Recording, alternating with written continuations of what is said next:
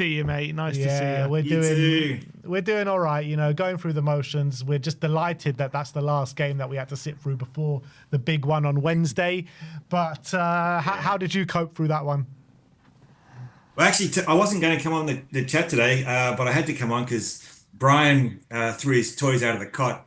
So I thought I'd better come on and provide a balance on the other side rather than everything being... In the UK, we say throw the toys out the pram. That's what we say here in the UK. There you go. Yeah. So maybe it's the cold weather in Canada is affecting him. I don't know. But I think, there's two sides to this. And you can't just ignore the fact that, we certainly are in the final, and I think we're going to win the final, personally. And you can't just say, well, that doesn't matter because we had a bad league season. Yeah, it does matter. I might as well just say, well, let's completely ignore the league season as well, and we'll only focus on the Europa side. So I kind of came on to balance that. But also, I want to thank you guys. A few times I haven't been able to watch the game, and when I can't do that, I listen to your watch-alongs, which you do a great job of providing an image of what's going on. So thank you for that to WeAreTottenhamTV for that as well. Thank you, David. Appreciate that. Thank you for the kind words. But I would say that as much as you can't ignore the final with the bad season, you also can't ignore the bad season with the final, right? It's got to work both ways. 100%. You've got to. Well, that's the thing. You've got to take both into account. But Brian was throwing away the final that's about to happen. It's like, dude, come on. So yeah, I think you got to remember both, because as much as Ange failed in the league for various reasons, and he'll give you his reasons / excuses, he also got us to a semi-final and a final in the cups this year, and potentially winning the cup. So it's highs and lows. It's not even, but you got to give him credit for that as much as the other half of it. Yeah. And also, I wanted to talk about the Ten Hag situation, because Ten Hag won the FA Cup last year with Man United and everything. Should have been sacked, but it's a little bit different. I think. I feel like the players are still on Ange's side. See, Ten Hag had lost the dressing room, so even though he won a cup, he'd already lost the dressing room, I think. Whereas Ange hasn't. He doesn't seem to. The players still seem to be fighting for him. So I think it's a slightly different situation to Ten Hag, I guess, for me.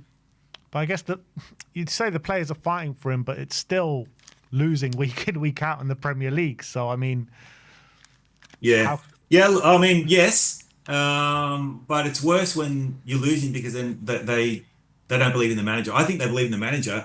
It just highlights, I know Tottenham like to change managers every 2 years.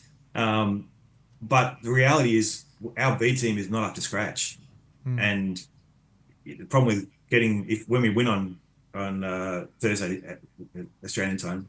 Oh, by the way, I haven't got any pants on because I came out of bed. So apologies for that. We didn't know, but now we do. You didn't need to let us know that, mate. Too much information, mate. Don't picture it. You'll be right.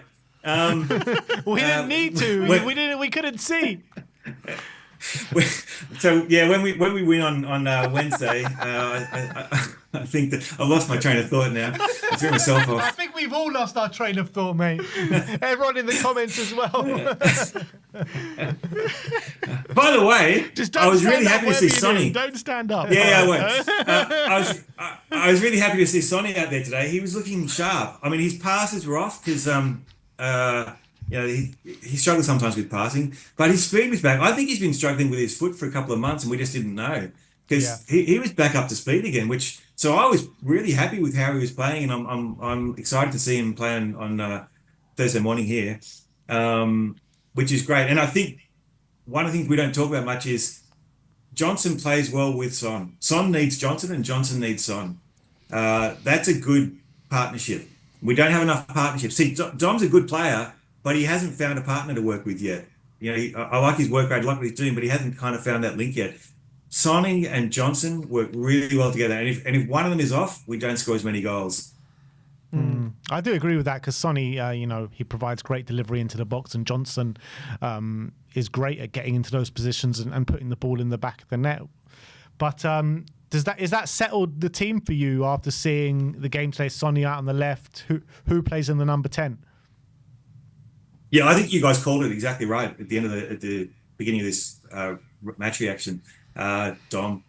I think that's the way the team you described. That I reckon that's 100% what it's going to be. I'd be surprised if you did anything else because Odebear and Tell didn't show enough today to start. Yeah, I agree. Yeah, and if we do play that team, how do we compensate for the lack of Maddison, Decky, and Bergval? You know, how do we go about that? Having Solanke there, like, would we still have enough to break down a Man United side who are probably going to be playing, 3 at the back and try and catching us out on the break? Yeah, look, I mean, Solanke can certainly do it. He hasn't been doing it recently, but for the first half of the season this year, we were seeing Solanke twisting and turning and getting out of positions constantly. The last couple of months, he hasn't been doing that so much. And I don't quite know what's happening with Dom there. I mean, he's still working hard and doing a good job, but for some reason, he's lost that ability to get out of, really close marking that he had early on in the season. So it's in him. Whether he can produce it on Thursday morning, I don't know. But I think he's our best shot. Where are you watching the game? Is there a big screening out in Australia, or are you just going to be watching it from home? Nah, it's going to be like 5 o'clock in the morning here. Everything's closed. Morning. Wow. I'll be watching it from bed. Yeah, that's the thing. That's the thing with when you're on the other side of the world. Like it sucks not being able to go to the stadium, but being an international fan, we got to put in the hard yards. We're waking up every game is like 2 o'clock or 4 o'clock or it's and you're going to work and you're not really thinking at work, but you don't care. So you definitely won't care on Thursday if we lift that trophy. Yeah, 100%. Look, I'm feeling pretty good about it. I think we've got a good team. I mean, not tonight, but we didn't need it tonight. Sonny was looking really good. I think we got a very, very good chance of winning this. Unfortunately, I think it's only going to be 2-1. No one seems to be scared of this final.